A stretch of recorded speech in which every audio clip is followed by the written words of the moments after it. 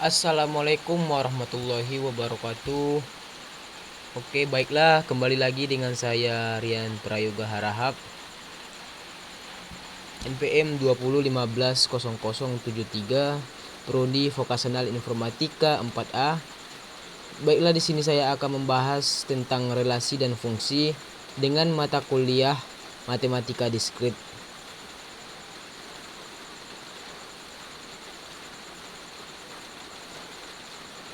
Oke, yang pertama ialah relasi. Pengertian dari relasi ini ialah hubungan antara dua elemen, dua himpunan.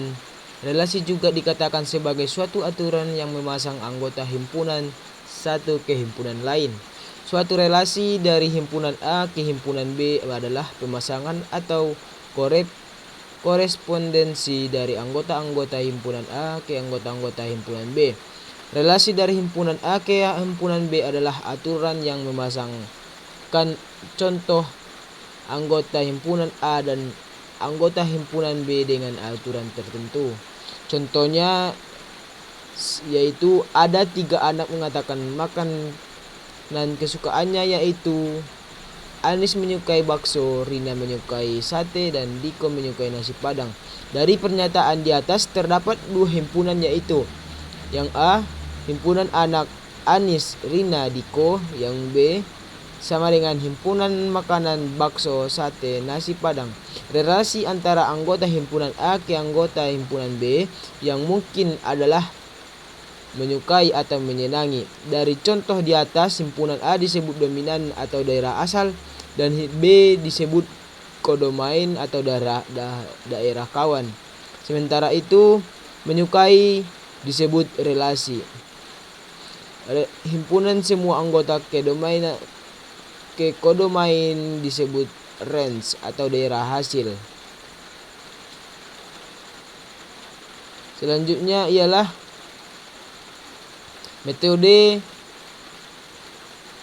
menyatakan relasi.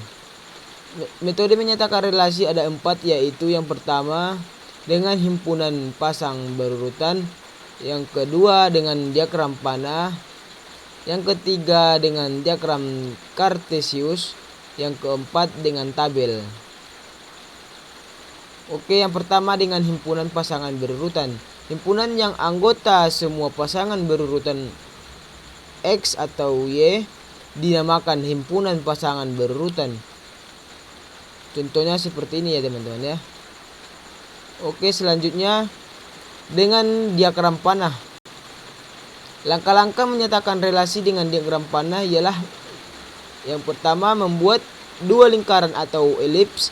Yang kedua, untuk meletakkan anggota himpunan A dan anggota himpunan B, X sama dengan A diletakkan pada lingkaran A dan Y sama dengan B diletakkan pada lingkaran B. Yang ketiga, X dan Y dihubungkan dengan anak panah. Yang keempat atau D, arah anak panah menunjukkan arah relasi. Dan yang terakhir ialah anak panah tersebut mewakili aturan relasi. Yang ketiga ialah dengan diagram kartesius. Pada diagram kartesius diperlukan 2 salib sumbu, yaitu sumbu mendatar atau horizontal dan sumbu tegak atau vertikal yang berpotongan tegak lurus. X sama dengan A diletakkan pada sumbu mendatar, Y sama dengan B diletakkan pada sumbu tegak. Dan C, pemasangan XY ditandai dengan sebuah noktah atau titik yang koordinatnya ditulis sebagai pasangan berurutan XY. Dan yang keempat ialah tabel. Tabelnya seperti ini ya teman-teman ya. Tabelnya seperti ini ya. Dan selanjutnya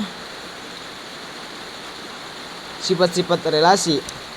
Sifat-sifat relasi yang pertama yaitu relasi refleksif atau bercermin. Relasi disebut refleksif jika dan hanya jika untuk setiap X anggota semestanya X berelasi dengan dirinya sendiri. Jadi R refleksif jika dan hanya jika X RX. Contohnya seperti ini ya teman-teman ya.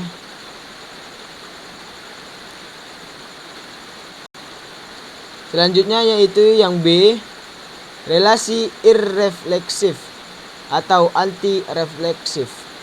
Relasi R pada A disebut irrefleksif atau anti-refleksif jika dan hanya jika setiap elemen di dalam tidak berelasi dengan dirinya sendiri. Jadi irrefleksif jika dan hanya jika X tidak RX. Contohnya seperti ini ya teman-teman ya.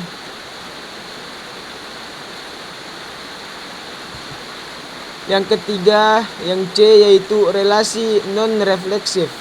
Relasi R pada A disebut non-refleksif jika dan hanya jika ada sekurang-kurangnya satu elemen di dalam A yang tidak berelasi dengan dirinya sendiri. Contohnya seperti ini ya teman-teman ya. Oke, next selanjutnya.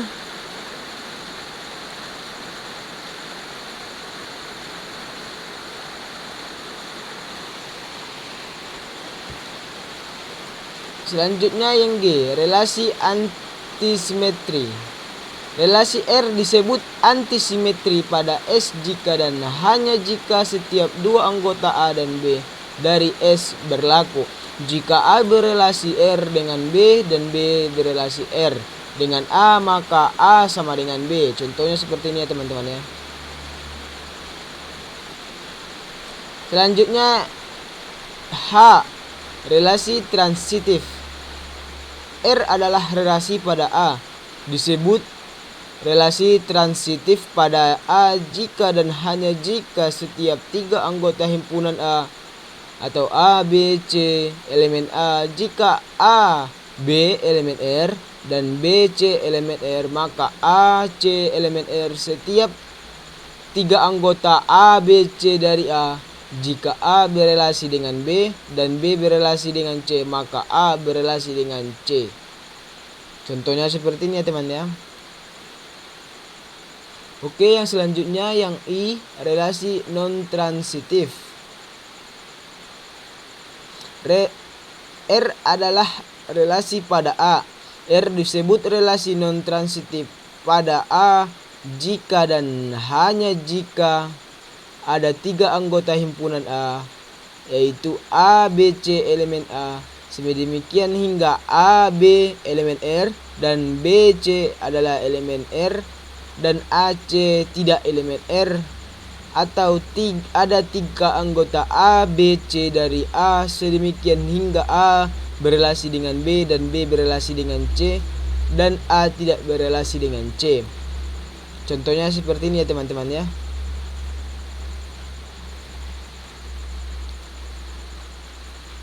Selanjutnya komposisi relasi.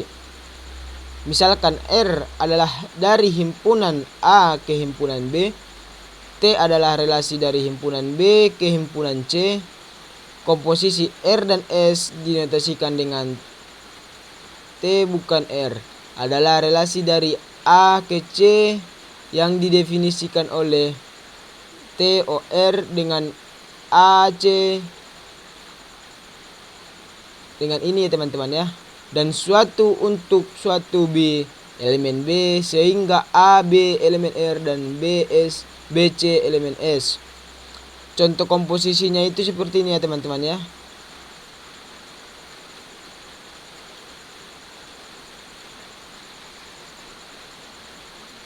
Oke, selanjutnya yang kedua ialah fungsi. Pengertian dari fungsi ini ialah bentuk khusus dari relasi. Sebuah relasi dikatakan fungsi jika X, R, Y untuk setiap X anggota A memiliki tepat satu pasangan Y anggota himpunan B. Kita dapat menuliskan F atau FA sama dengan B jika B merupakan unsur di B yang dikaitkan oleh F untuk suatu A di A. Ini berarti bahwa jika F A sama dengan B dan FA sama dengan C, maka B sama dengan C. Jika F adalah fungsi dari himpunan A ke himpunan B, kita dapat menuliskan dalam bentuk F A sampai B.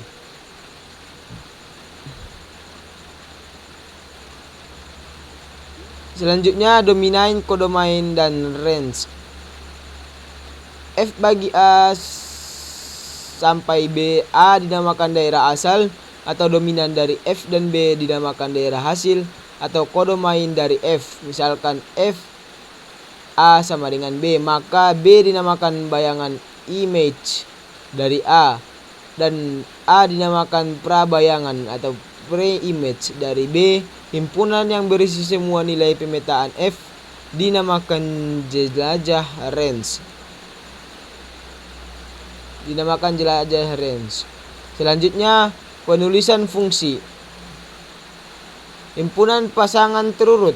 Misalkan fungsi kuadrat pada himpunan 1, 2, 3, 4, 5, 6, 7, 8, 9 dan seterusnya, maka fungsi itu dapat dituliskan dalam bentuk F sama dengan 2, 4, 3, 9. 2. Formulir pengisian nilai atau assignment, yaitu seperti ini ya teman-teman ya. Fx sama dengan x kuadrat ditambah 10 dan fx sama dengan 5x.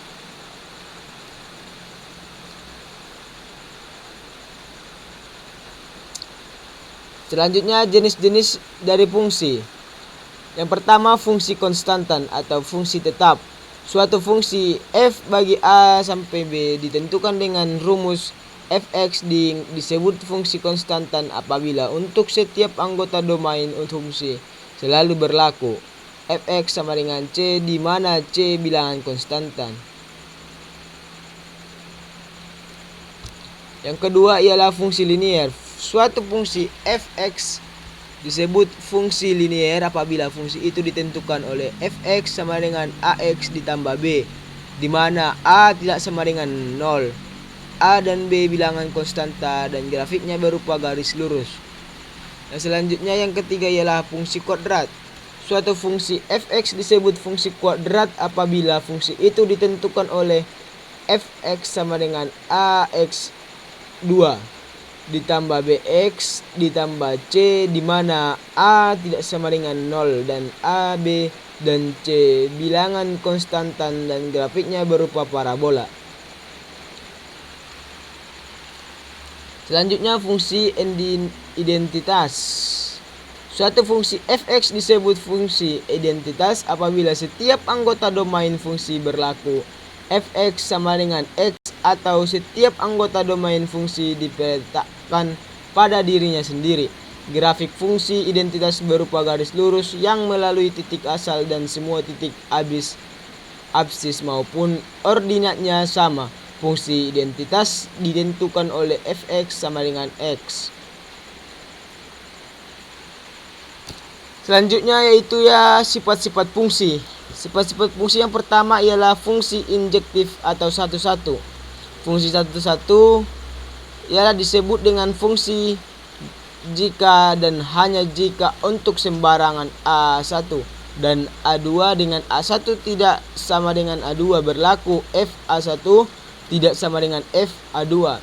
Dengan kata lain, bilangan A1 sama dengan A2 maka F A1 sama dengan F A2. Yang kedua, fungsi subjektif atau onto. Fungsi kepada